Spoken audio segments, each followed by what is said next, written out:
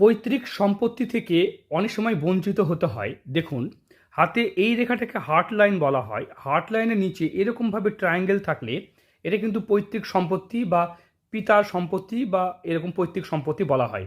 সেই রেখা যদি কোনোভাবে ব্রেকডাউন থাকে, মানে যেমনটা এখানে দেখতে পাচ্ছেন, এই যে ব্রেকডাউন হয়ে আছে, তাদেরকে কিন্তু পৈতৃক সম্পত্তি থাকা সত্ত্বেও সেই সম্পত্তি থেকে বঞ্চিত হতে দেখা যায়।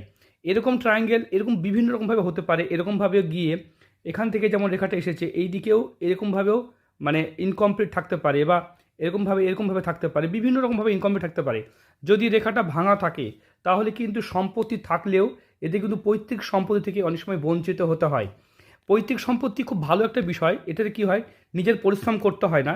অনেকেই মানে পৈতৃকভাবে কোটি কোটি টাকার মালিক হয়ে যান, অনেকেই আবার হন না। তবে এই সম্পত্তি যোগ যাদের হাতে ভাঙা, তারা বিশেষ সতর্ক হবেন। পরিবারের সম্পত্তির জন্য সম্পর্ক ঠিক রাখবেন এবং চেষ্টা করবেন এমন কোনো কাজ করবেন না যেখানে পরিবার থেকে বঞ্চিত হতে হয়। প্রত্যেকটা হাত আলাদা, প্রত্যেকটা হাতের বিশ্লেষণ আলাদা।